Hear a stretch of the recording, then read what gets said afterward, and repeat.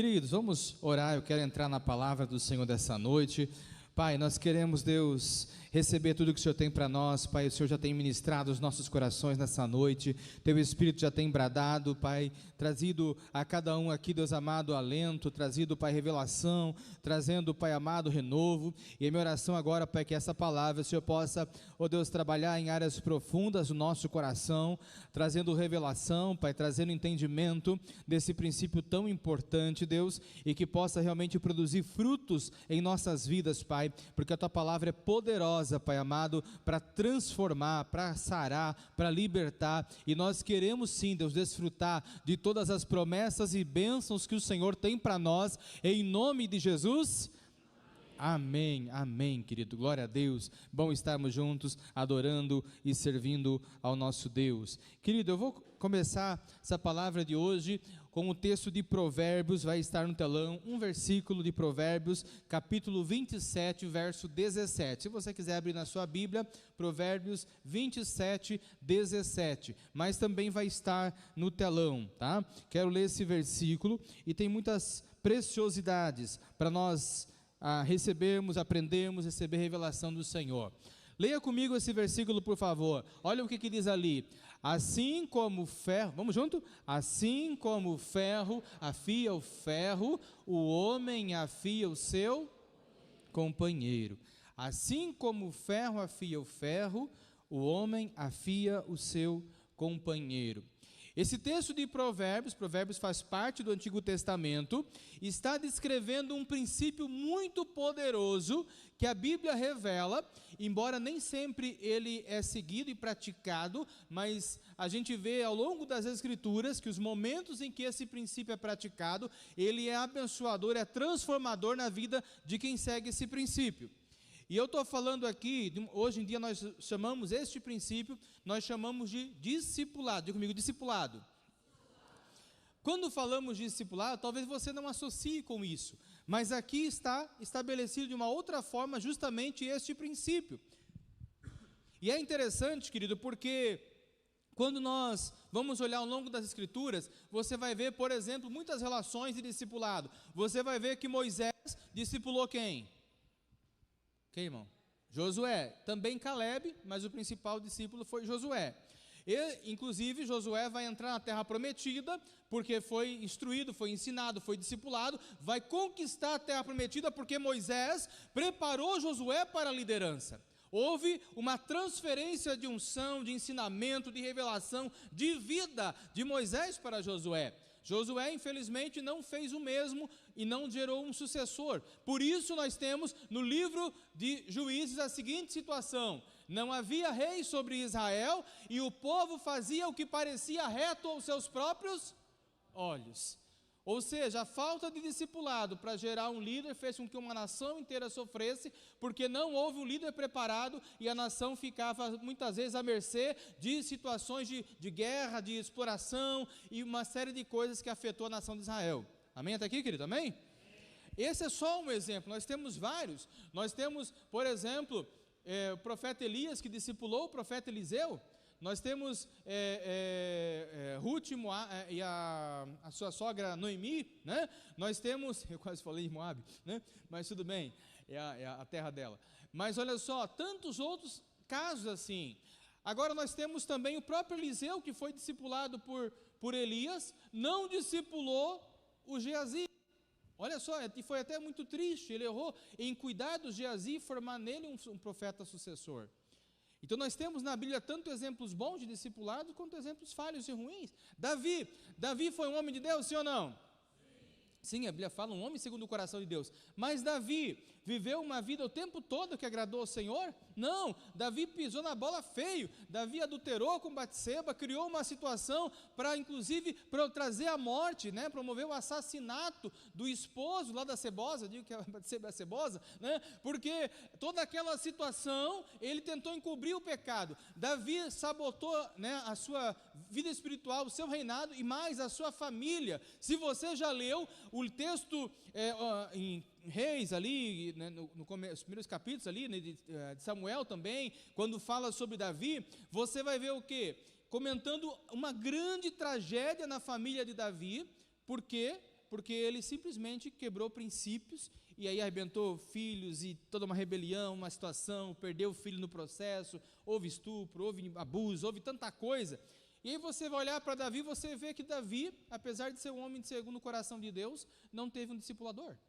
Você vai ver que homens que falharam, como Sansão, um homem que Deus chamou para libertar uma nação, Sansão não era cuidado, discipulado por ninguém, e se arrebentou no processo. Embora Sansão em algum tempo foi um herói, você sabe que Sansão acabou a vida dele totalmente desviada, né, inclusive já cego, detonado. No último momento de vida, Deus tem misericórdia dele, Deus novamente sopra o Espírito, ele consegue derrubar o teto e tudo mais do templo, dos inimigos, mas ali é um ato de misericórdia de Deus, e não um ato de aprovação, porque Sansão havia afastado-se de Deus. Se você ler Juízes um pouco antes, Juízes 6 por ali, você vai ver que Sansão, a Bíblia fala assim, retirou-se o Espírito de Deus de Sansão. O que está falando aqui, querido? Sansão, na sua caminhada, ele se desviou, e desviou significa o quê? Perdeu inclusive a salvação e a presença de Deus. Sansão se arrebentou, porque andou o tempo todo sozinho, o tempo todo achando que era o tal, nem os pais dele ele ouvia. Os pais dele aconselharam, por exemplo, a não casar com mulher filisteia. O que Sansão fez? Essa que eu quero. E deu o que deu. Então, querido, há muitos princípios sobre paternidade espiritual, sobre discipulado ao longo da Bíblia, desde o Antigo Testamento, e aqui está um versículo que mostra a importância disso. Você e eu precisamos de alguém que esteja nos afiando, nos moldando, nos ensinando, de certa forma lapidando, né? Pegando as arestas ali e moldando o nosso caráter, para nós nos tornarmos cada dia mais a semelhança de Jesus Cristo, amém, querido? E aqui, querido, isso é tão básico, é tão óbvio, que se você olhar, por que Jesus deixou a igreja? Jesus deixou a igreja para que a gente tivesse um corpo, de uma família, não apenas para se reunir domingo, cantar e vamos embora, para ter uma família onde um cuida do outro, onde um é cuidado e também cuida de outro. Agora, o modelo que se criou de igreja, muitas vezes, aliás, o modelo que nós temos de igreja no geral, hoje em dia, tem muito mais a ver com o catolicismo romano do que com as escrituras. Eu não sei se você conhece história, mas quando você olha para o livro de Atos, você vai ver que a igreja primitiva, ela tinha cultos no templo, culto ou nas sinagogas, que faziam culto público, ela tinha culto nas reuniões nas casas, e eles tinham, além disso, um convívio, além dos grupos, um convívio individual. Eu vou mostrar para você versículos mostrando onde a igreja primitiva tinha relacionamentos individuais de discipulado, de amizade, havia realmente um discipulado relacional. Preste bem atenção, o que aconteceu com o tempo? A vinda lá do Constantino, uns 300 anos depois de Cristo, mais ou menos, ele vai transformar o cristianismo em religião oficial do Império Romano, e quando isso acontece, isso acaba sendo uma desgraça para o cristianismo. Tem as coisas boas, ok? Mas foi uma desgraça por quê? Porque tirou-se a igreja das casas, colocou-se a igreja somente num templo, e a partir desse momento o culto virou missa, virou uma coisa formal, uma coisa simplesmente, domingo eu vou de novo, domingo eu vou de novo, e se perdeu a comunhão, se perdeu os grupos pequenos, se perdeu o lado familiar, se perdeu o discipulado relacional, se perdeu a noção de que um cuida do outro. Você está entendendo? E aí virou a figura de você tem um bispo, um papa, alguém, um padre que cuida de todo mundo sozinho. Esse não era o modelo do Novo Testamento. Não tinha no Novo Testamento um único pastor cuidando sozinho de todo mundo. Uns cuidavam dos outros. Se você ler 1 Coríntios 12, 25, tenham igual cuidado uns dos outros. É muito claro no Novo Testamento. Esse padrão de igreja que muitas vezes se vive em alguns lugares não é um padrão do Novo Testamento, é um padrão católico. E com todo respeito, se houver um católico aqui, mas eu estou falando aqui sobre história. Ok? Amém, querido? Eu tenho que falar real aqui, não vou usar minhas palavras. Então esse modelo, quando veio a reforma protestante de Martinho Lutero, o que aconteceu? Martinho Lutero reformou a igreja no aspecto No aspecto da doutrina da salvação. Martinho Lutero bateu forte, e outros reformadores, olha, a igreja está corrompida, olha, eles estão aí vendendo indulgência, olha, estão fazendo isso, a salvação não é comprando um terreninho no céu, a salvação não é por indulgência, a salvação é pela fé no nosso Senhor Jesus. Lutero levantou essa bandeira, pregou 95 teses na igreja de Wittenberg, aquelas 95 teses se espalharam, aquilo era comum fazer na época, tá? Aquilo não era uma coisa, era comum você colocar nas portas, não tinha rede social que nem hoje, a porta da igreja era a rede social, amém? Amém? E ele colocou lá o post dele, né? Ele fez uma postagem ali. E essa postagem viralizou, irmão, vamos usar o termo de hoje. Viralizou. E viralizou tanto que chegou no Papa. O Papa não gostou muito, não curtiu. Ele não deu a curtida dele. E aí, o que aconteceu? O Papa fez assim, ó. Quando o Papa fez assim, aí a bomba estourou. A bomba estourou por quê? Porque daí simplesmente começou-se a perseguir toda aquela ideia. Só que nesse meio tempo, né, e você sabe ali que houve desdobramentos e fugas, quase tentaram matar Lutero e tudo mais, mas nesse meio tempo começa a se formar a igreja evangélica, a igreja protestante, começa o movimento luterano, anabatista, o presbiteriano, e vem outros movimentos ali. E aí o que acontece? Se espalha essa ideia de que a salvação é pela fé, resgata-se isso, algumas outras coisas são trabalhadas, né? Foge-se da ideia de purgatório, foge da ideia de adoração de imagens. Havia outras coisas que os reformadores bateram em frente. Só que uma coisa os reformadores não fizeram, pelo menos não no primeiro momento, que foi o quê? Eles não mudaram a cultura, a estrutura religiosa, a estrutura de funcionamento da igreja, que é o que a gente chama de eclesiologia. Eles não mudaram a parte de como as coisas são. Continuou-se tendo a figura do pastor que faz tudo, ou o bispo que faz tudo, tal, mesmo depois da reforma. Aí você vai falar, pastor, mas eles não perceberam? Sim, eles perceberam. Para você ter noção do nível de como as coisas se distorceram, eu não sei se você já leu na Bíblia Tiago 5,16, Tiago fala o quê? Lá diz assim, ó, confessem as vossas culpas, ou os vossos pecados uns aos outros, e orem uns pelos outros para que sejam curados, sarados, né? Então, querido, olha só, há um princípio bíblico de que nós temos que, no movimento da igreja, no convívio com os irmãos, né, nas relações de discipulado, um confessa o pecado ao outro, confessa uma tentação, ajuda, ao outro ajuda, tal, recebe oração, e aí você é curado e você é liberto do pecado. Que alguém pode dizer, mas não tem só que confessar para Deus? Sim, você confessa para Deus para receber purificação e perdão, mas eu confesso para um irmão para ser curado e liberto daquela prática que está dominando a minha vida. Você está entendendo, amém? Esse é um princípio bíblico. Mas o que aconteceu na época do catolicismo? Como é que é esse princípio aplicado? Você sabe?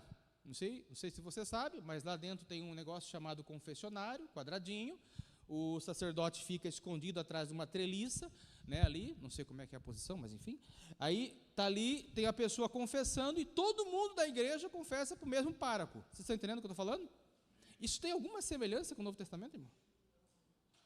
Sim ou não? Não, irmão, porque no Novo Testamento não tem um padre ouvindo pecar todo mundo, tem um ajudando o outro, um apoiando o outro, sendo igreja, sendo corpo e família, não é uma pessoa fazendo tudo na igreja. Você entende o que eu estou falando, amém? Então até aqui eu só estou explicando para você que nós precisamos nos pautar pela Bíblia e não pela tradição humana que foi criada posteriormente. Nós temos que sempre nos pautar pelo que diz as Escrituras. E dentro dessas perdas que houve, uma das perdas é a noção de grupos pequenos, de casas, que foi restaurado, vem sendo restaurado nos últimos 100 anos, né? E também o discipulado, que inclusive tem o discipulado em grupo, mas tem o discipulado 1 a 1. Agora, olha que interessante, o Martinho Lutero, quando começa a reforma, tem um escrito do Lutero, onde ele chega a dizer o seguinte, que era necessário que além dos cultos públicos no templo, houvessem grupo nas casas. Ele chega a dizer isso. Só que Lutero não põe isso em prática por um motivo. Primeiro, que ele estava lidando com poderes do Estado, que não queriam isso, e segundo, porque tinha um movimento anabatista e Lutero tinha receio de as coisas se misturarem. Então Lutero entendeu que precisava, mas não fez. Mas depois de Lutero veio o movimento pietista, começa a resgatar, o movimento pietista é uma vertente luterana, começa a resgatar o grupo nas casas, que hoje a gente chama de células. Mais tarde vem Joe Wesley. Wesley é um cara assim incrível, um dos pregadores que eu mais admiro na história da igreja, e fez reformas sociais, um monte de coisa. E Lutero criou, Wesley criou também as classes. Ele chamava em vez de chamar de célula, ele chamava de classes. E essas classes eram momentos onde que as pessoas fazem o que a gente faz na célula hoje, mas num nível ainda mais profundo, irmãos. Porque além de se reunir com célula, as pessoas nesse momento ali, né, separavam homens e mulheres ali e tal, e aí as pessoas abriam o coração ali no grupo, confessavam pecado, pediam oração, eu preciso vencer tal situação, eu preciso mudar tal área do meu casamento, e ali o coração era rasgado, ainda que em grupo, e as pessoas oravam umas pelas outras e começou a ter esse movimento de célula. Infelizmente, isso nem se alastrou em todos os lugares, mas aos poucos foi indo, até que se espalhou. Hoje nós temos muitas igrejas evangélicas, até não evangélicas, ao redor do mundo, que trabalham com células, com grupos pequenos, porque entenderam que é um princípio bíblico. Porém, quando, anos atrás, começou-se a resgatar isso, irmãos, havia muita gente que hoje tem grupo que criticava. Hoje tem grupo, mas criticava. Por quê? Porque muitas vezes a pessoa está presa na tradição e não na palavra de Deus. Irmãos, estão entendendo o que eu estou falando? E isso é tão sério, irmãos. É tão sério que isso afeta, inclusive, pastores queridos muitas vezes. Pessoas preciosas de Deus, mas que ainda estão presos num modelo de igreja que não é o modelo bíblico. E eu não sei se você sabe, irmãos, mas tem uma onda, uma epidemia de pastores com problemas de depressão, pastores com problemas emocionais, pastores com esgotamento, burnout, pastores com um monte de coisa. E por que esses pastores chegam nesse ponto? Porque estão vivendo um modelo de igreja que não é o modelo bíblico. Se você é um líder e você faz tudo sozinho, irmão, você não aguenta, irmão. Aliás, você não só não aguenta, como o resultado é pífio. Por que o resultado é pífio? Bom, pensa, se eu fosse discipular todo mundo aqui da igreja, em vez de nós ter relação de discipulado, eu ia conseguir estar com todo mundo toda semana? Não tem como, é impossível. Aí o que acontece muitas vezes quando o modelo padrão de igreja é esse? O que acontece? Uma pessoa tenta, e gente, eu conheço pastores que são muito dedicados, mas no modelo que estão, eles se arrebentam. Por quê? Porque eles tentam cuidar, mas sozinho não tem como cuidar de todo mundo, irmão. Por isso que nós temos célula, por isso que nós temos libertação, por isso que nós temos consolidação, por isso que nós temos discipulado. Para quê? Para numa estrutura todo mundo ser bem cuidado e todo mundo está sendo ativado a um cuidar do outro. E deixa eu dizer mais, quando eu sou um cristão só consumidor de culto, eu cresço até um nível. Quando eu sou um cristão, você é um cristão que está cuidando de outra pessoa, uau! Você explode em crescimento, porque você entende que você é um chamado do Senhor para fazer a diferença na vida de alguém e não apenas para consumir uma programação religiosa, irmão. Amém? Posso vir glória a Deus? Amém.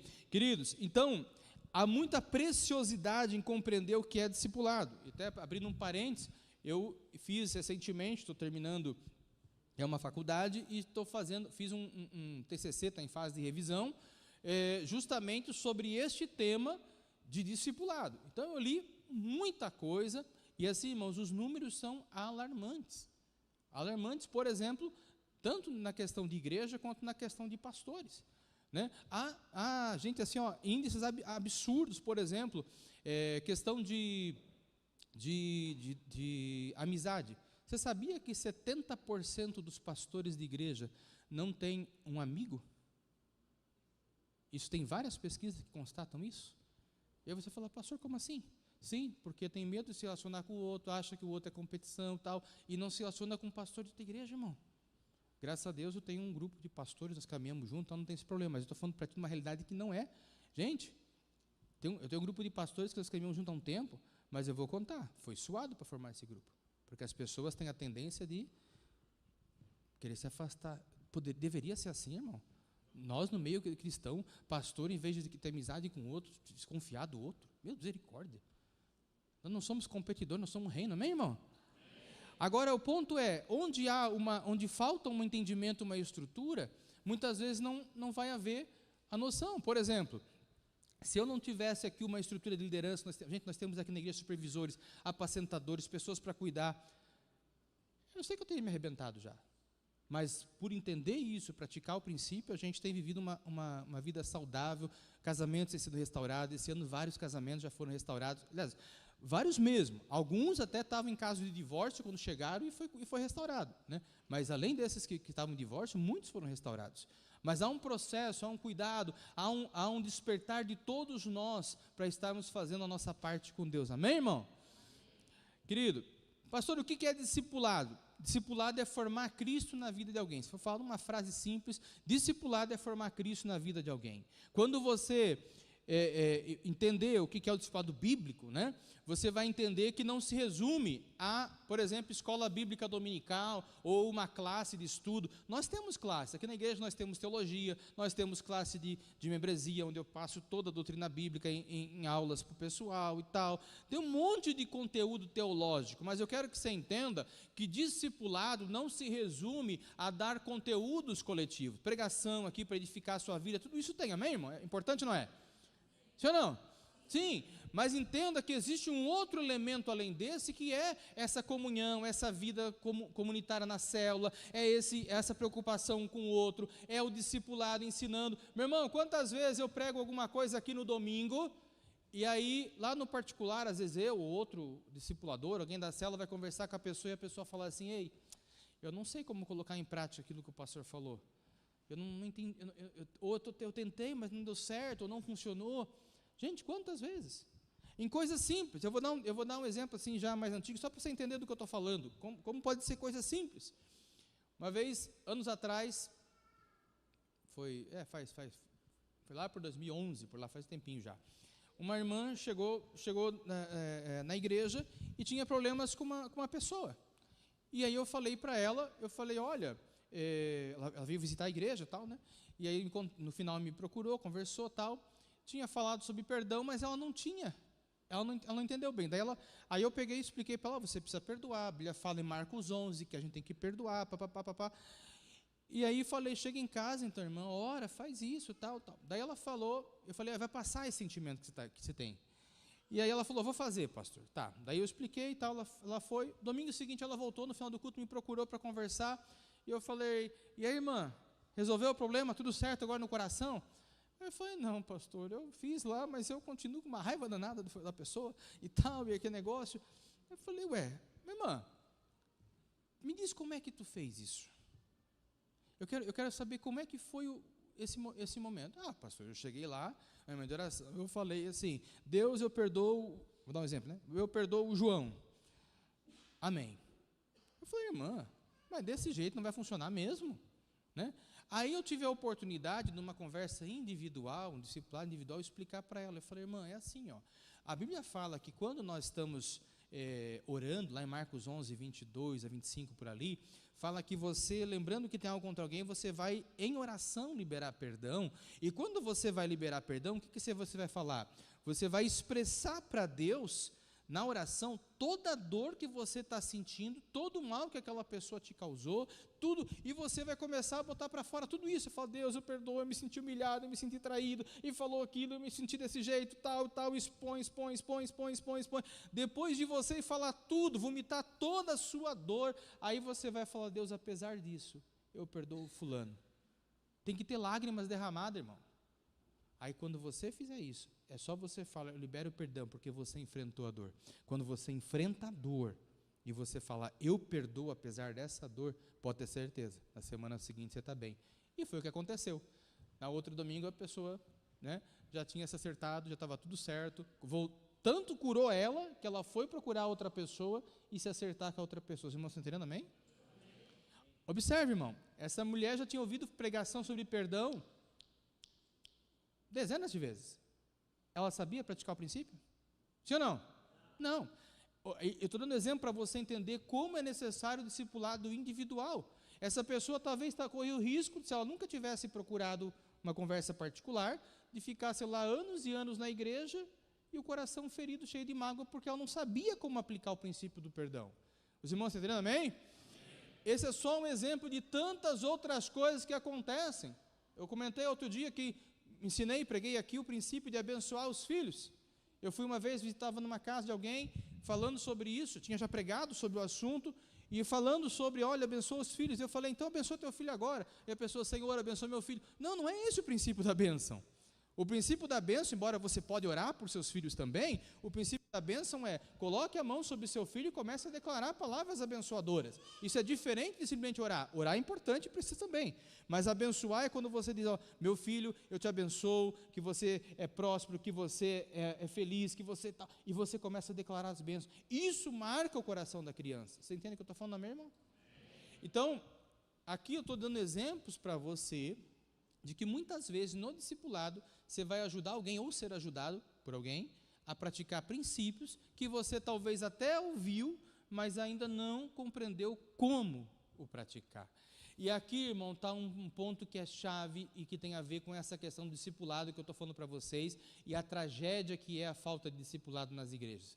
Deixa eu contar para vocês. Eu comecei contando a história lá, falando de Wesley, do Lutero, os pietistas, Wesley e tal. E o que aconteceu, irmão? Durante um tempo a igreja ainda, apesar de ter falhas, né, na eclesiologia, a igreja ainda estava numa cultura medieval que valorizava a transmissão de um para o outro do conhecimento. Então, o que você tinha muitas vezes? Você tinha na Idade Média, por exemplo, o cara era um ferreiro, o pai era um ferreiro, ele ensinava o filho a ser um ferreiro. Se o pai era carpinteiro, ensinava o filho a ser carpinteiro, assim vai. E havia uma transmissão do conhecimento, não só assim, ó, bora aqui, sala de aula, primeiro passo para ser ferreiro, segundo passo, terceiro passo, diploma, está formado ferreiro. Nunca colocou a mão no negócio. Entende o que eu estou falando? Como é que é o sistema educacional hoje? Hoje nós temos esse problema nas escolas. Não estou falando de igreja, mas afeta a igreja. Como é que é o problema educacional muitas vezes? Você vai lá numa escola, você estuda, talvez até uma faculdade, o cara nunca colocou a mão na massa, mas ele é formado em tal curso. Essa formação, quando ela é apenas teórica, irmão, ela funciona bem? Você confia mais num cara que, por exemplo, cara que pegou agora diploma de mecânico e o cara que tem 30 anos de mecânica, quem tu vai levar teu carro, irmão? Hã? No formado agora ou no que tem experiência, embora não tenha diploma? Onde é que tu leva teu carro, irmão? Que tem experiência. Então, pastor, você está falando contra o ensino? Não, irmão. Eu sou formado em duas faculdades, tenho MBA, valorizo e aprecio o conhecimento, mas o ponto é, a gente não pode desprezar a experiência. Isso vale secularmente, vale na igreja. E o que acontece muitas vezes na igreja? Aqui está a EBD, aqui está tal programação, e fica nisso. E a pessoa não pratica. É como se fosse ensinar a andar de bicicleta. Tem duas formas de ensinar. O método de Jesus e o outro método. O método de Jesus era assim, ó, discípulos, observem, estou andando. Discípulos, sobe na bicicleta, vai, tua vez. Aprenda a andar de bicicleta. O método que muitas vezes se faz hoje. Vamos para uma sala de aula. Primeiro passo para andar de bicicleta. Coloque o pé. Tá. Não é assim que você aprende a andar de bicicleta, amém, irmão? Eu estou aqui escrachando um pouquinho, mas é para fazer entender que nós, como igreja, temos que sair do modelo que foi trazido. E onde é que aconteceu esse problema? O problema aconteceu na época da Revolução Industrial. Isso é ali, me lembra a data da Revolução Industrial, lembra mais ou menos? Eu não lembro agora. 800 quebrado, né? Eu não lembro bem também. Mas assim, ó, lá pela essa época, 1800 e pouco, ali também não lembro a data exata, acontece a Revolução Industrial. Neste período, começa uma mudança cultural que afeta a igreja. Aí vem depois ali o Taylor, o Ford, pensadores da área de administração, né, fundadores de empresas, e eles vão padronizar processos, mudar todo o esquema das empresas e tal. E o que acontece? Essa mentalidade vem para dentro da igreja. E as igrejas começam então a estruturar discipulado e tudo mais, como se fosse uma coisa rápida. Ó, faz aqui 10 lições, discipulado está feito. Em 10 lições tu vai discipular alguém, irmão? Em 12 lições tu vai discipular alguém, irmão? Sim ou não? Sim ou não, irmão? Não. E aqui está o ponto. Pastor, tem algo errado em fazer 12 lições? Não, que não pode parar nisso. Se tudo que você faz no discipulado é passar 12 lições e acabou, o relacional você perdeu. Por quê, irmão? Porque nós temos que transferir vida, temos que transferir valores, e aqui eu quero daí colocar os slides e começar a pregar para vocês. Vamos lá. Vai lá, coloca para mim o slide do Fundamentação Bíblica, vamos lá. Olha só, o que a igreja faz, querido? Ide e fazei discípulos de todas as nações. Querido, eu gosto sempre dessa expressão, se você falar da Boticário, a Boticário faz o quê? Perfume. McDonald's faz o quê? A Caesar aqui de Joinville faz o quê? Parafuso, porca, né? Toda empresa, ela tem um objetivo claro, toda instituição ela tem um objetivo claro. Por exemplo, o McDonald's que faz lanche, ele pode ter uma fazenda que faça, de repente, plante lá o alface, as coisas e tudo mais, para ele fazer o lanche? Pode ou não pode? Pode. Esse é o core business, esse é o foco dele? Não. Por quê? O foco deles é fazer lanche. Então, a fazenda, ter ou não, é uma questão opcional. Trazendo agora para o contexto da igreja, qual que é o foco da igreja? Fazer discípulos. Significa, a igreja pode fazer ação social? Pode, mas é o foco? Não. A igreja pode ter grupo de dança? Pode, mas é o foco? Não. A igreja pode ter grupo de louvor? Mas é o foco? A igreja pode ter diaconato? Mas é o foco? Observe que eu estou falando de coisas que são claras na Bíblia. Mas o foco da igreja está aqui, fazer discípulo. Se eu estou mais envolvido num ministério do que fazendo discípulo, eu estou fora do foco, irmão. Pastor, não conte comigo para fazer discípulo, para discípulo tal, porque eu gosto desse ministério aqui, eu quero aqui, nhenhenhen. Irmão, você está fora do foco. É como você dizer assim, ó, eu estou no McDonald's, mas eu só quero plantar alface. Não, irmão, McDonald's é para fazer lanche.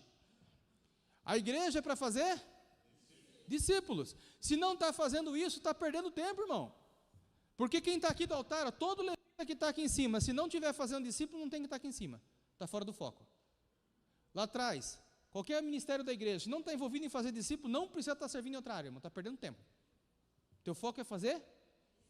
Ah, pastor, não concordo. Discute com Jesus, ele que falou. Ide e fazei. Esse é o foco da igreja, irmão, é a grande comissão. E você tem que cuidar para a grande comissão não virar a grande omissão. Não está entendendo, amém?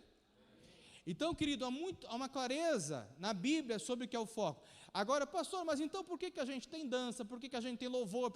Tudo isso tem que convergir para a formação de discípulos. Porque quando você vem na igreja, você vai adorar, você vai louvar, você vai dançar. Tudo isso tem que estar convergindo para um foco, que é fazer discípulos. Irmãos, estão entendendo? Para alguns talvez é uma disruptura, mas você precisa sair da tradição e vir para a Bíblia. A tradição vai dizer que não, você está na igreja, se o teu ministério é, sei lá, diaconato, é só ali que você vai ficar e mais nada. Não, irmão. A Bíblia fala que todos nós somos chamados a fazer discípulos. Você pode e deve ter outros ministérios porque tem chamados específicos. Tem gente que vai trabalhar com libertação, com cura interior, tem gente que vai trabalhar com criança. Tudo isso é legítimo, mas não pode tirar o foco que é fazer discípulos. Amém, querido?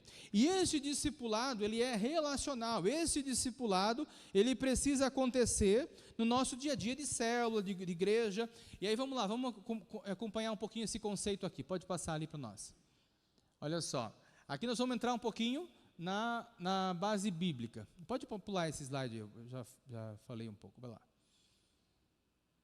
Aí, discipulado é transferência de vida. Olha o que o apóstolo Paulo disse em Colossenses 1:28, falando de Jesus. Nós o proclamamos, advertindo e ensinando a cada um com toda a sabedoria, a fim de que apresentemos todo homem perfeito em... O que ele está falando? Nós estamos fazendo o quê? Proclamando, advertindo, ensinando, só assim no geral?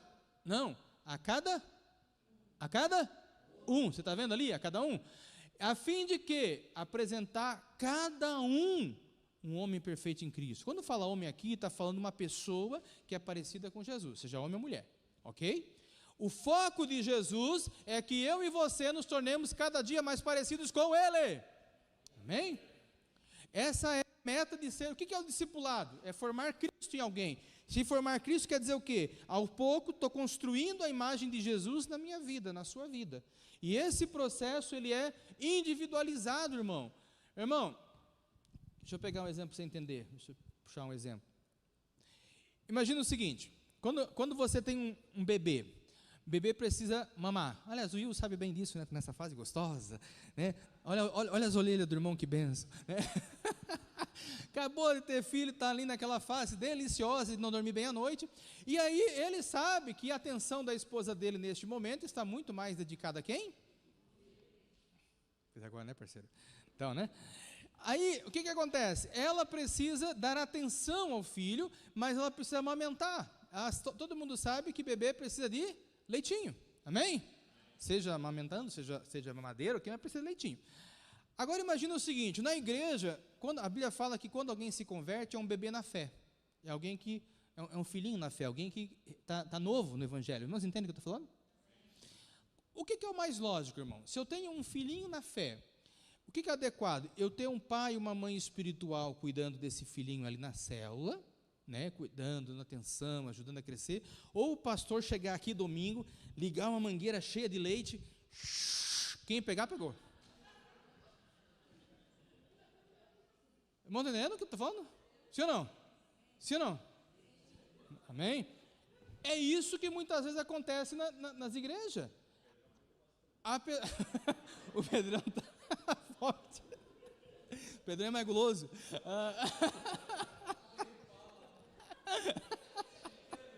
Fala, Deus.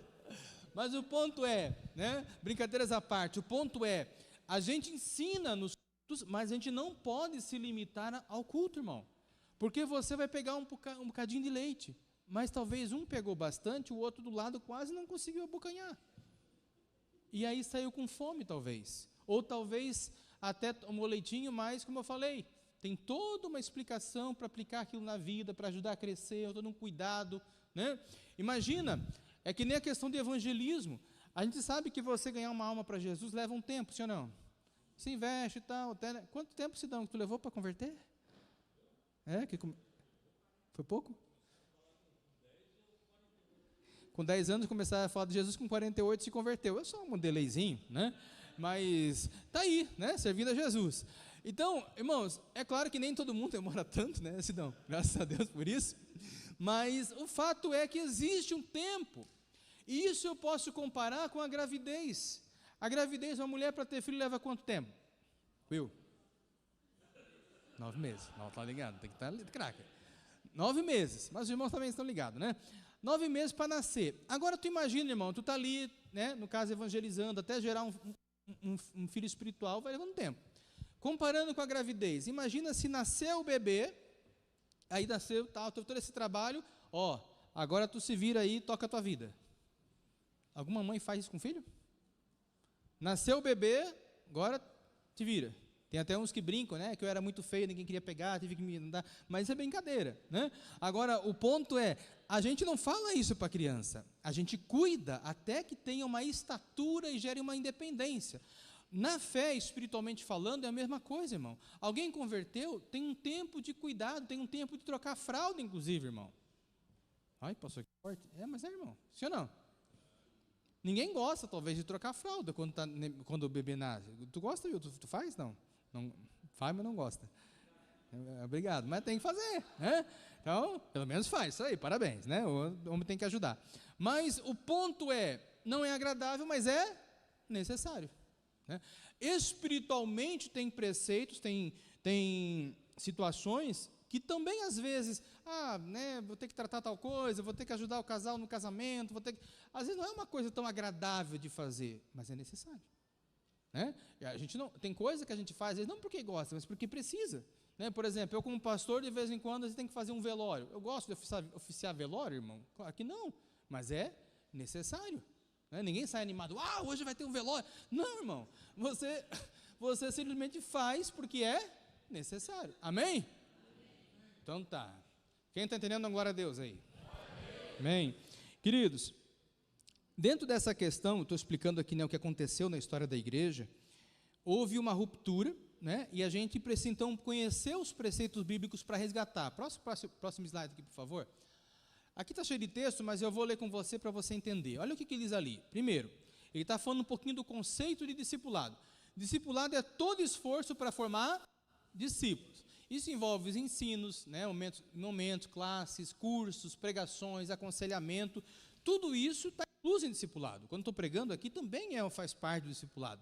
Mas quando a Bíblia fala de discipulado, normalmente ela tem em vista o discipulado relacional, que é aquela parte que acontece mais no 1 a 1, ou até num grupo pequeno, né, em que há um trabalho de reproduzir Cristo na vida de alguém. Gente, é tão gostoso. Sabe uma coisa que eu, como pastor, mais me alegro? É quando eu vejo alguém que chegou na igreja todo cheio de vício, mania, né? O vício que eu falo aqui pode ser qualquer coisa, né? Mas assim, cheio de comportamentos, pereba tal, e passa algum tempo, e a gente olha para a pessoa e fala, cara, eu estou vendo Cristo na vida desse irmão. Eu estou vendo Cristo na vida dessa irmã. Porque foi formado um caráter transformado, foi gerado algo de Deus na vida da pessoa. Isso é maravilhoso, amém, irmão?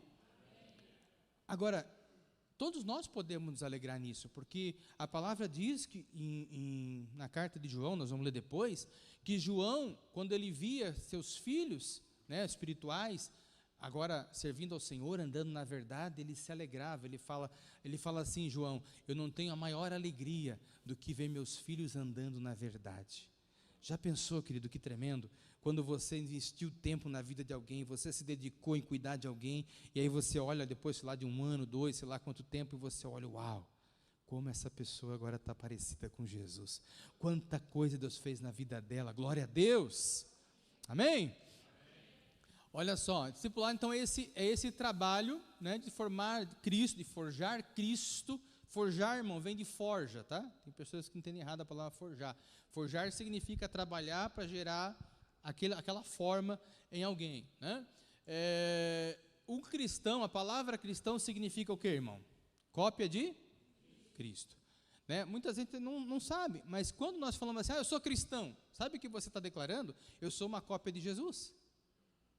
A palavra cristão, se você ler em Atos 11, depois você pode ler em casa Atos 11, é a primeira vez que os cristãos são chamados com esse nome, porque até então eram chamados de seguidores do caminho, tá? E aí passam a ser chamados de cristãos, quando pessoas de fora, pessoas que não eram da igreja, pessoas de fora, começaram a olhar para a reunião dos seguidores de Jesus, dos seguidores do caminho, olharam para eles e falaram assim, uau!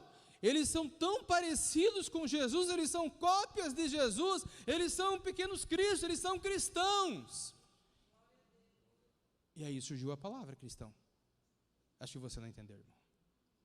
A palavra cristão surgiu porque as pessoas do mundão olharam para a igreja e viram que eles eram tão parecidos com Jesus, que eles apelidaram os seguidores de Jesus de cristãos. Não foi nós que cunhamos essa expressão, foram os de fora que chamaram nós de cristãos. Os irmãos estão entendendo? E por que eles chamaram? Porque viram, são parecidos com Jesus. Mas hoje em dia, será que é esse o sentido que as pessoas dão? Será que é isso que as pessoas muitas vezes veem em nós? Uau, aquele camarada ali vai lá na comunidade Vida Melhor, esse cara é parecido com Jesus, é um cristão. É esse o sentido que tem que acontecer, irmão. No começo, todo mundo cheio de pereba, cheio de coisa para tratar, mas depois de um tempo, não pode estar igual. A gente tem que estar sendo lapidado e forjado, ficando cada dia mais parecido com Jesus, amém? Então tá, e ali olha só, Paulo fala sobre isso, né? Meus filhos, estou sofrendo dores de parto até que Cristo seja formado em vocês. Ele estava ali nessa angústia, batalhando, lutando, orando, tudo mais, né? Para que Cristo seja formado nos Gálatas, né? Aqui vai falar, Jesus fala aqui, Lucas 6,40, o discípulo não está acima do seu mestre, mas todo aquele que for bem preparado será como seu? O que Jesus está falando? O discípulo não está acima do mestre, mas quem é bem preparado vai se tornar parecido com o mestre. Então existe um preparo, e quando eu falo um preparo, irmão, nós somos geração micro-ondas, né? Queremos tudo pronto em 30 segundos. É assim que se dá o discipulado? É um tempo de convívio, de relacionamento, de aprendizado, de restauração, de ministração de Deus, até formar um discípulo parecido com Jesus, amém? Há um preparo, há um treinamento, como queiram chamar, vamos lá, posso falar? Discipulado 1 a 1, já falei, olha o que Paulo fala em Filipenses 4, tudo que vocês aprenderam, receberam, ouviram e viram em mim, ponham em prática, o Deus de paz estará com... Gente, olha só isso que ele fala, tudo que vocês viram, ele está falando assim, eu estou servindo de exemplo para vocês, eu quero que vocês ponham em prática não só o que eu falei, não só o que eu declarei, mas o que eu vivi na frente de vocês. Vocês me viram orando, vocês me viram clamando, vocês me viram sendo honesto nos negócios, vocês me viram como eu faço isso e aquilo, façam da mesma forma. É isso que Deus quer que aconteça em nós e nas nossas células. Você ter lá um discipulador, um ombro amigo, alguém que você pode olhar para ele e ver Jesus. Aí o ponto que talvez algumas pessoas se iludam é que assim, em nenhum momento, e nem em Paulo, você vai encontrar perfeição, mas você vai encontrar muitos exemplos positivos que lembram Jesus como ele é. Amém? E Paulo chega a dizer mais, olha que forte, tornem-se meus imitadores como eu sou de... Cara, a primeira vez que eu li isso aqui na Bíblia, eu achei assim tão forte, eu cheguei até assim, para mim soou até arrogante, Paulo falando isso. Eu falei, torne-se meu imitador, como eu sou de Cristo. Mas não, sabe o que Paulo está falando? Eu busco ser parecido com Jesus, então você pode olhar para mim e encontrar uma referência. Porque, irmãos, a gente aprende muito mais por exemplos, por referências, do que de forma didática. Quer ver um exemplo? Quem aqui já viu, quem aqui tem filho? Ele tem filho? Gente? Quem aqui já viu, pega de repente assim, o filho ali, sei lá, tem 4, 5 anos, e aí tu olha, ele anda igualzinho o pai. Quem já viu assim? Alguém levou numa sala de aula a criança e falou, mexa o pé dessa forma, mexa... Não, simplesmente ele imitou, certo? Sim ou não? A mesma coisa acontece quando nós nascemos no reino de Deus. Nós começamos a nos espelhar em pessoas que já estão na caminhada e elas servem de exemplo. Agora o ponto é, se na igreja houver bons exemplos, o novo convertido vai se espelhar em bons exemplos. Se na igreja houver maus exemplos, por exemplo, pessoa que fica murmurando, pessoa que fica fazendo coisa errada, fofoca, não sei o quê, a pessoa vai se espelhar onde? Se a igreja não for saudável, irmão, o que acontece? O novo convertido, em vez de ele virar saudável como os cristãos maduros que tem, ele vai virar o quê?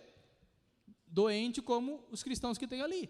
Por isso nós precisamos sim ter uma estrutura de discipulado, porque desde o pastor, todo mundo vai um cuidando do outro e vai gerar pessoas novas. Quando chegar alguém novo na igreja, ele entrou na célula, ele vai ter boas referências na célula. Porque está todo mundo buscando viver a vontade do Senhor. Irmão, está entendendo, amém? Então, olha só, o discipulador deve ser modelo para o discípulo, né? Então, já falei esses pontos, pode passar? Volta um slide ainda, quero ver agora. Ali fala sobre mentor, deixa eu lembrar de um ponto aqui importante. Eu não sei se vocês já viram, mas no meio secular, muitas pessoas que são, que vão fundar startups, que vão abrir empresas, homens de negócio, até pessoas que estão aí na alta, né, Wall Street, esses caras assim, muitos desses caras que estão aí no top aí financeiro e tudo mais, ou começando um negócio, eu não sei se vocês sabem, mas muitos deles buscam um mentor ou um investidor anjo, tem vários nomes para isso, mas que seja alguém que não apenas invista dinheiro, mas que sirva de mentor, ou seja, que transmita conhecimentos, que mostre como fazer, que ajude a desenvolver áreas da vida. Hoje nós estamos na época dos personal, né? Personal trainer, não sei do que, daquilo outro. E essa ideia de mentoria, irmão, que hoje no meio secular eles estão buscando desenvolver e aplicar, eles tiram da Bíblia, irmão. Só que, claro, fazem uma aplicação totalmente para outro foco. Mas o que eu quero dizer com isso? Observe bem, eu estou dizendo para vocês que nós temos pessoas do mundão, incrédulos, que querem discipulado. E eu tenho crente que não quer. Não é estranho? O pessoal do mundão... Gente, o pessoal do mundão está fazendo já jejum intermitente, não sei se você já ouviu falar, está na moda jejum intermitente nos negócios, aí tem crente que não jejua. O pessoal do mundão está atrás de mentoria, que é outro nome para discipulado, e tem crente que foge de discipulado. Vai entender, irmão. Irmão, está entendendo não? Gente, você era para estar assim nadando de braçada nos princípios bíblicos, e aí você às vezes fica de dedinho, aí eu não vou porque esse discipulador isso, aí porque eu não sei o quê, porque... E o pessoal do mundão, vamos lá, vamos aproveitar o que a igreja tem de bom. Não, acorda, dá um beliscão no irmão que está do lado com um jeitinho, desperta tu que dorme, né? Vai lá, desperta tu que dorme. Oh, Jesus amado. Amém, irmão? Vamos lá, pode passar aqui?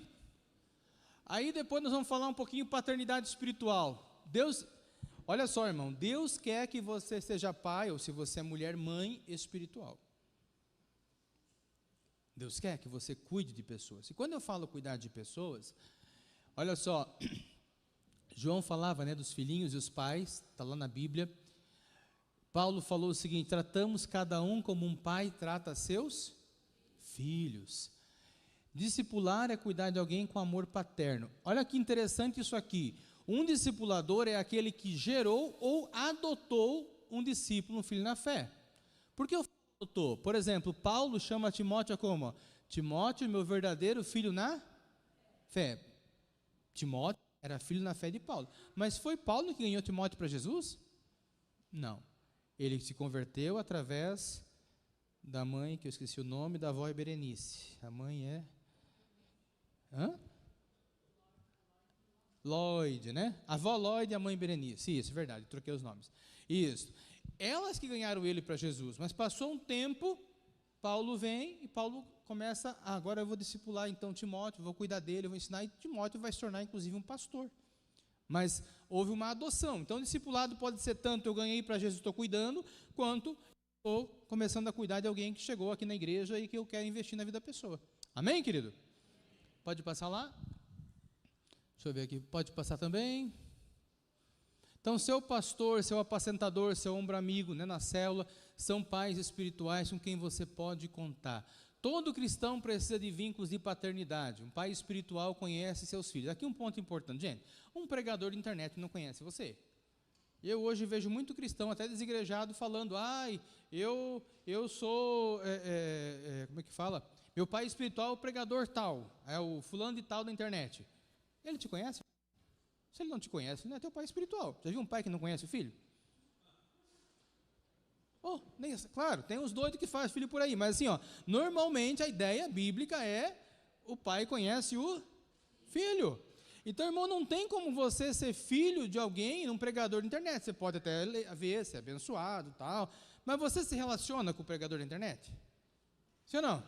Não, então não é paternidade espiritual. A outros fala assim, eu tenho uma cobertura espiritual do fulano de tal. Tem até pastor que fala isso, eu conheço alguns. Fala assim, a minha cobertura espiritual é o fulano de tal, lá de Itajaí, é o fulano de tal, não sei de onde, tal, lá de São Paulo, Web, não sei o quê. Mas muitas vezes não tem acompanhamento, não tem o cuidado, não tem a mentoria, não tem o pastoreio, não tem o discipulado 1 a 1, não se vê as pessoas. Como é que pode ser um discipulado, irmão? Amém? Pode passar lá. Discipulado 1 a 1, 6 gerações. Jesus discipulou Barnabé era um dos 70, que discipulou Paulo, que discipulou Timóteo, que manda discipular homens fiéis e manda esses homens fiéis discipular outros. Havia claramente uma cadeia, uma estrutura de discipulado na igreja primitiva. Está aqui, gente, um exemplo claro disso. Amém? 2 Timóteo 2,2 fala sobre isso. Paulo falando para Timóteo continuar a corrente de discipulado, um discipulando o outro. Bora lá? Pode passar esse, já falei bastante. Pode passar. Agora aqui, discipulado é um meio bíblico para prover amor condicional e cuidado. Olha só o que Jesus fala. Com isto todos saberão que vocês são meus, se vocês se amarem uns aos outros. Meu irmão, se todo domingo a gente se encontrar aqui na igreja, um olha a nuca do irmão, né, olha o pregador, vai embora e é só isso. Dá para chamar isso de amor? Não. Se for só isso, para ser amor, olha só, para ser discípulo tem que amar, para amar a gente tem que se relacionar, tem que conviver. Você não tem como simplesmente se encontrar no domingo na igreja, ou mais um dia na semana, e dizer que isso é amor. Amor é vida na vida, é a gente no relacionamento, é desenvolvendo laços. Amém, querido? E isso precisa então que todos os membros tenham igual cuidado uns pelos outros. Por isso tem célula, por isso grupo pequeno, para um cuidar do outro. Cura e libertação. Confesse seus pecados uns aos outros e orem uns pelos outros para serem curados. E aqui essa cura pode ser tanto nas emoções quanto no caráter. Tentações, feridas emocionais, pecados. Esse processo é muito poderoso. Quantas pessoas já tiveram em momentos aqui na igreja de ministração e foi curado e tal? Isso é poderoso demais. Proteção. Nisto conhecemos o que é o amor. Jesus Cristo deu sua vida por nós e devemos dar a vida por nossos irmãos. Então, um apoiando, um se preocupando com o outro. Por fim, o ensino. Observe aqui, o ensino ele é 3 tipos: cognitivo, afetivo e psicomotor. Desculpe as palavras difíceis ali, irmão, mas é o termo que tem. Tá? Mas só para entender, o ensino cognitivo é quando eu estou explicando. Pode ser lá consolidação, pode ser numa classe em heresia, estou explicando conteúdos, pode ser num curso de teologia, estou explicando conteúdo, na pregação estou explicando conteúdo. Isso é cognitivo, você ouve e você absorve pelo entendimento aquela teoria, aquele ensinamento que está sendo passado. Amém, irmãos? Está aqui? Isso é cognitivo, é pelo conhecimento, é transferido de forma teórica, didática. Agora, existe o ensino afetivo. O afetivo é como? Aquilo que eu falei do filho que imita o pai como ele anda. É afetivo, ele apenas imita. Ou então, um momento de discipulado, que você vai lá, ora com a pessoa e ela é curada. Por exemplo, alguém testemunhou, acho que foi a Carla que testemunhou, foi na célula, cadeira dos milagres, ali oraram, ela saiu dali curada. Isso é afetivo, houve amor, houve oração, alinhação, e o poder de Deus se manifestou. Amém, igreja? Amém. Isso é afetivo. Você está se importando no nível, não é só assim, estou passando teoria para você. Não, eu estou me importando com você. Tem afetividade, oração, ministração. E tem o psicomotor, que é a questão da prática. É ensinar o outro a praticar. Lembra dos exemplos que eu dei no começo, que eu falei sobre a pessoa lá que eu ajudei a ver como ia liberar perdão, como é que ia fazer oração para perdoar a pessoa e ela conseguiu? Isso é um exemplo de ensinar na prática. Uma coisa é a teoria ela já conhecia.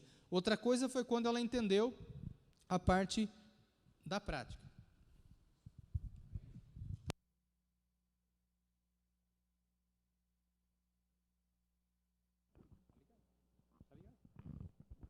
Deu certo. Olha só, então, o que acontece? Nós temos 3 áreas de ensino. O discipulado tem que envolver, por isso precisa ser também relacional. Não pode ser só em sala de aula. E por fim, a frutificação. Meu irmão, o propósito de Jesus é que você chegue na igreja, você tenha a sua vida restaurada, você tenha seu casamento restaurado, você tenha, de repente você chegou aqui enfermo, você é curado, você é curado na área emocional, tudo isso faz parte do propósito de Jesus. Mas parou aí? Para nisso, irmão? Qual é a quinta etapa? Frutificação, dar frutos. O objetivo final do discipulado, Deus te cura para você transbordar e abençoar outras pessoas. Se não houver frutificação, não está concluído o discipulado. Se essa pessoa não está cuidando de outra pessoa, não está aprendendo, não está se importando com alguém, não está indo atrás de alguém, essa pessoa ainda não está no ponto final do discipulado, que é começar a dar fruto na vida de outros. Então há um processo, mas no final, eu fui curado, por exemplo, no meu casamento, agora eu posso ajudar alguém a restaurar o casamento. Eu fui curado de uma enfermidade, eu posso ajudar alguém, como é que ele pode alcançar a cura da enfermidade dele. Os irmãos estão entendendo, amém? Tá? Então é muito precioso. Passa lá. Pode passar. Tá. Pode tirar o slide, né? Aqui basicamente no final vai falar assim, sobre prestação de contas. Para quem você presta contas? Que é uma forma de dizer o seguinte: para quem você abre o coração em discipulado e fala, olha, eu estou com essa dificuldade, eu estou com essa tentação, eu estou com essa situação, me ajuda em oração, me ajuda a vencer esse pecado, me ajuda a aplicar esse princípio bíblico. Para quem você faz isso, irmão? Você precisa ter um discipulador. Antes de você até discipular alguém, você precisa ter um discipulador. Irmão, isso é precioso demais. Eu vivo esse princípio na minha vida, irmão. Eu tenho um pastor que discipula a minha vida, e é discipulado mesmo, não é assim, faz de conta, uma vez por ano a gente vai tomar um café. Não é isso, é discipulado mesmo. Eu abro o coração, vomito as minhas dificuldades, e ali a gente recebe cura, recebe restauração. Eu acho absurdo, inclusive, tem muita igreja que tem pastor que prega discipulado para a igreja e ele mesmo não tem ninguém que discipula ele. Não faz sentido. O exemplo tem que começar por mim como pastor, amém? Tá? E tenho praticado, tem sido bênção, tanto na minha vida quanto da pastora Vanessa. A gente tem praticado, tem vivido, tem sido tremendo para as nossas vidas. Então eu posso falar com propriedade. Amém até aqui, queridos? Queridos, estou falando bastante para você sobre discipulado. Eu queria ler uma frase que diz assim, não é possível ser espiritualmente maduro sendo emocionalmente imaturo. Eu vou repetir a frase. Não é possível uma pessoa ser espiritualmente madura sendo emocionalmente imatura. Está entendendo a frase? Se eu sou uma pessoa, por exemplo, que emocionalmente eu sou instável, cheio de altos e baixos, eu não tenho o meu emocional, por exemplo, assim, bem trabalhado. Por exemplo, vamos supor que Jesus, eu me domino por emoções. Então, por exemplo, Jesus hoje me manda perdoar. Aí eu falo, não estou com vontade. O que eu estou dizendo? As minhas emoções é que mandam. O outro dia eu tenho, sei lá, que ir na célula. Aí eu falo, não estou com vontade. As minhas emoções estão me dominando. O outro dia eu tinha que fazer não sei o que, orar, eu não estou com vontade. Quem é governado pelas emoções, porque quando fala vontade, nós estamos falando de emoções, tá, irmão? Quem é dominado pelas emoções não vai ter um trilho, não vai ter um desempenho de crescimento. Essa pessoa vai sempre ficar refém das emoções e, consequentemente, não vai amadurecer. E isso é muito simples, irmão. É como, por exemplo, assim, pode ser na célula, pode ser no ambiente de trabalho. Você confia numa pessoa em que você pede algo e você sabe que ela vai fazer, ou você prefere pedir algo para alguém que você assim, fulano é meio de lua. Será que hoje ele está bem? Né? Vai que eu vou lá e ele vai dizer que não. Hoje ele vai estar grosseiro. Não, hoje ele vai estar simpático. Hoje vai estar... Não tem gente que é assim, estável? Sim ou não? Essa pessoa é imatura. Então, a maturidade espiritual passa por uma maturidade emocional. Então, eu preciso aprender a governar as minhas emoções. Esse é um ponto importante. E muitas vezes é no discipulado que eu vou ajudar um discípulo a vencer. Às vezes, em alguns casos, vai demandar até ministração de cura interior. Né? Por exemplo, eu estou recomendando, convidando várias pessoas da igreja para estarem participando do nosso seminário de cura interior agora de fevereiro. Por quê? Porque eu sei que tratar emoções é importante no processo de discipulado. Tem pessoas, irmãos, que às vezes estão anos e anos sabotando o crescimento porque não tratam emoção. Agora estou afim da igreja, agora não estou mais. É sempre uma gangorra emocional. E aí a pessoa não evolui. A hora que trata o coração, trata as emoções, a pessoa se estabiliza, a coisa acontece, ela cresce espiritualmente. Amém? Então, querido, é muito sério, né, esse estudo que eu estou expondo aqui para vocês, porque todos nós, além de precisarmos ter um equilíbrio, vou chamar assim, todos nós vamos ter momentos de decepção, de frustração, de rejeição, de abandono. A gente vai passar isso, tentação sexual, a gente passa isso ao longo da vida, sim ou não? Agora, a grande questão é eu, como cristão, sei dominar essas emoções, ou basta vir qualquer emoçãozinha que já me tire do foco? Hoje eu briguei com a esposa, então hoje eu vou decidir sair de casa. Eu estou sendo dominado por quê? Pelo quê? Emoção. É a tua emoção que está mandando, não é afeto. Tu é chamado pela Bíblia a andar por fé ou andar por emoção, irmão? Por fé. Quando eu me governo por emoção, eu não estou pela fé. Hoje, sei lá, teve um entreveiro no trabalho, me estranhei com o patrão. Vou pedir a conta. Tu tem outro emprego em vista? Não, mas eu estou aqui, eu não levo desaforo e tal. Aí o cara sai. Aí fica 3, 4 meses desempregado e começa a pedir cesta básica. Mas peraí, tinha que ter saído da empresa assim, nesse impulso? Ele foi governado por emoção. Claro, tem casos extremos que é necessário. Tem casos, às vezes, que se trata de humilhação, de outras coisas.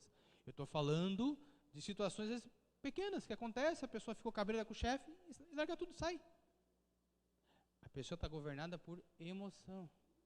Às vezes, até bem intencionada, a pessoa pode estar fazendo algo governado por emoção. A intenção da pessoa, sei lá, é ajudar alguém, mas ela faz isso, de repente, roubando alguém. Governada pela emoção? Não é assim. Entende, irmão, o que eu estou falando? Tem muitas coisas que as pessoas fazem na base emocional.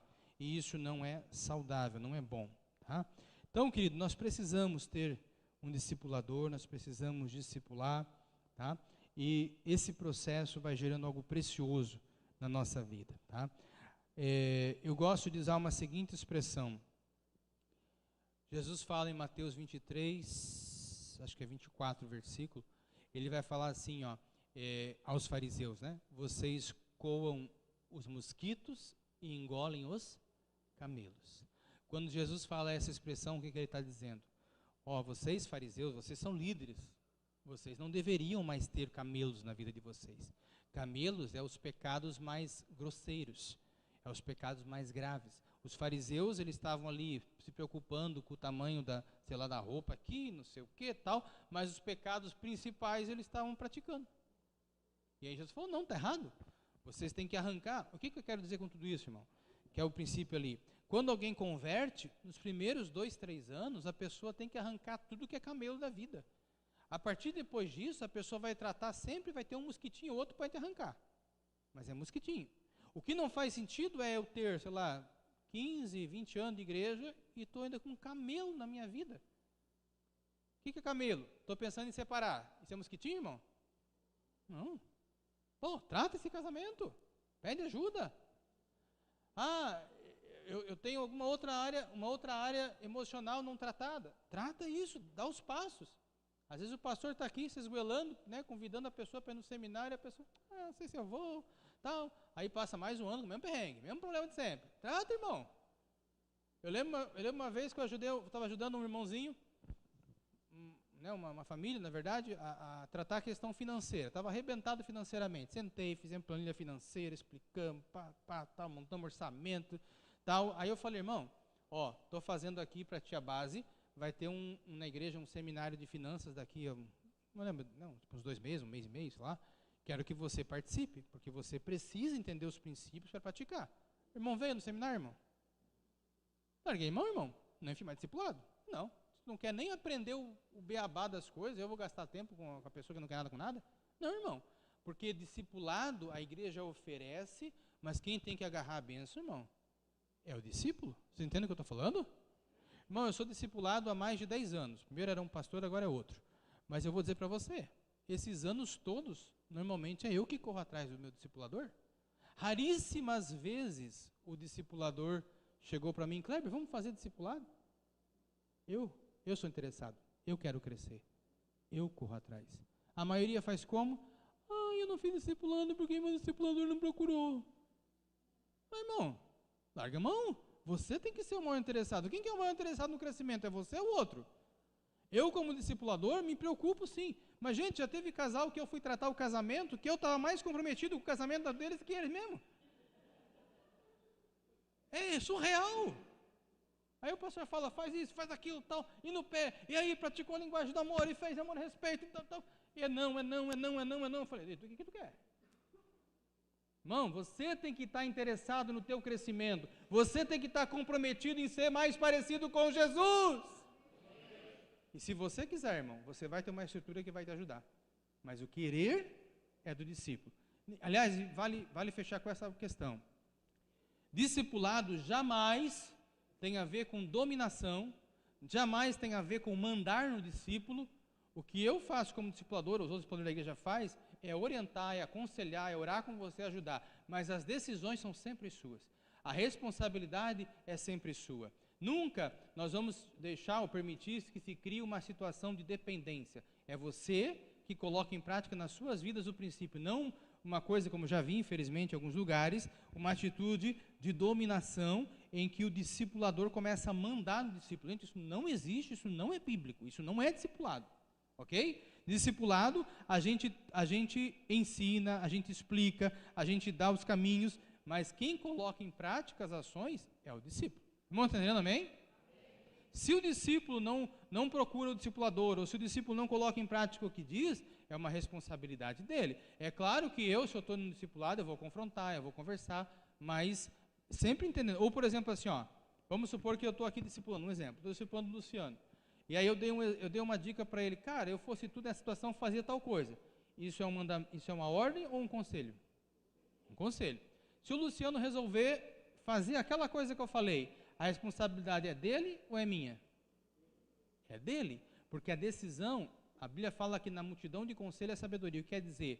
Eu ouvi de repente um conselho, 2 ou 3, mas eu vou tomar a minha decisão. Jamais eu vou terceirizar e dizer, eu fiz isso que você falou. Não, irmão, porque nós ouvimos a palavra, ouvimos a Deus, ouvimos conselhos e tomamos as nossas decisões. Amém, querido? Queridos, é muito sério, todos nós temos pontos cegos na nossa vida, e nós precisamos de alguém, nos ajudando a identificar pontos cegos. E aqui como ponto cego eu vou dar um exemplo bem clássico para você. Até num dos livros que eu li, do Howard Hendricks, que é um cara top aí, fera em essa parte de discipulado e ensino, lá dos Estados Unidos, ele fala justamente sobre isso. Ele fala assim, e eu já vivenciei a mesma coisa.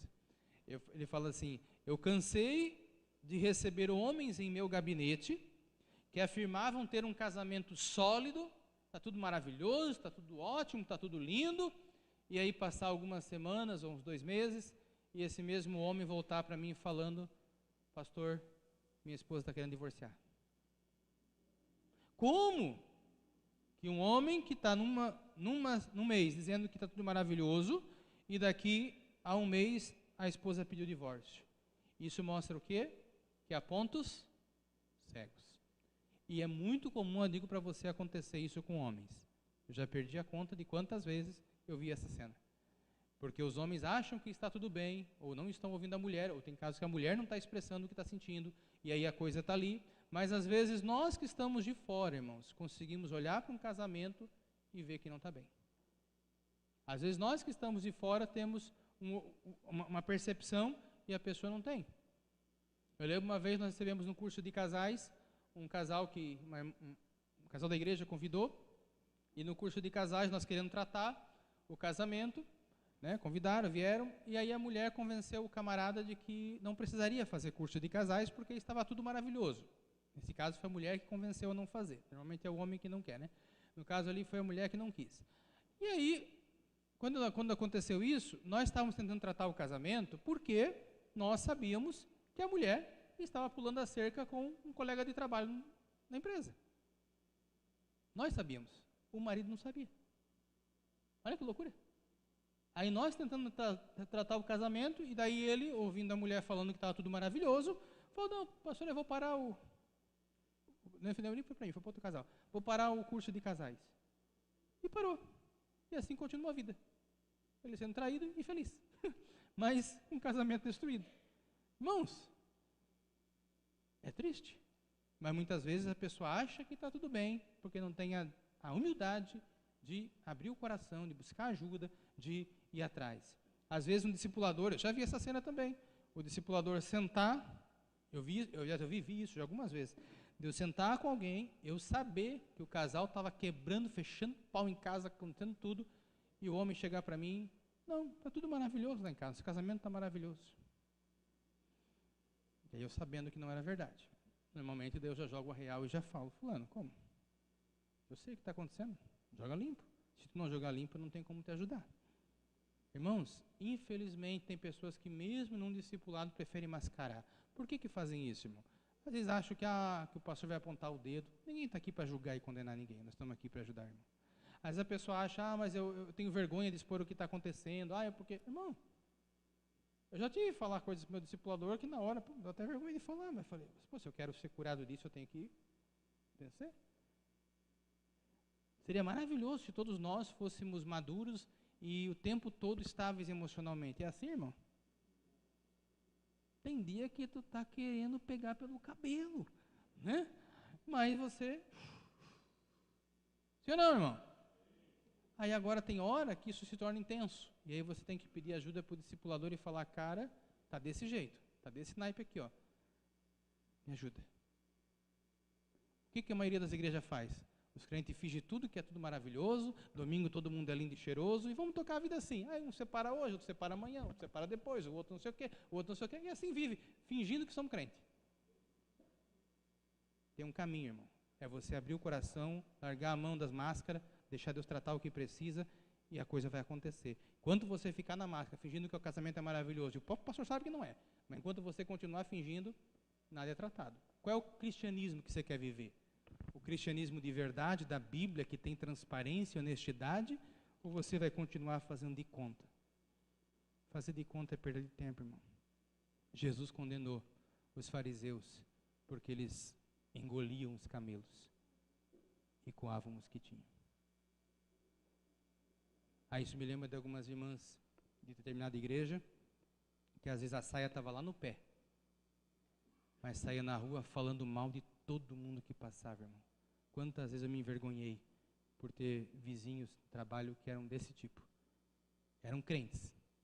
A saia, que é o mosquitinho, a saia no pé. E a língua no pé também. Irmão, isso não é cristianismo, irmão. Cristão autêntico é o que Deus procura. Não é fachada, não é aparência de santidade, é cristianismo. Fique de pé, querido.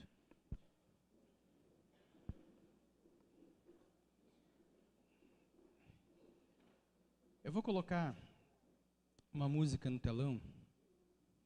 Nós vamos fazer uma administração, mas a primeira música eu quero que você cante observando a letra. Até vou pedir para você para dar as mãos para quem está do teu lado, assim, sabe? Pode dar a mão. Até pode fechar o corredor aqui na parte que der, ali você atrás não der, mas ok, onde der para fechar. Pode dar as mãos. Eu quero colocar essa música que você preste atenção nessa letra, mas refletindo tudo que eu acabei de pregar sobre discipulado, sobre ser família, sobre um cuidar do outro, sobre tudo isso. Pode colocar para nós? Pode.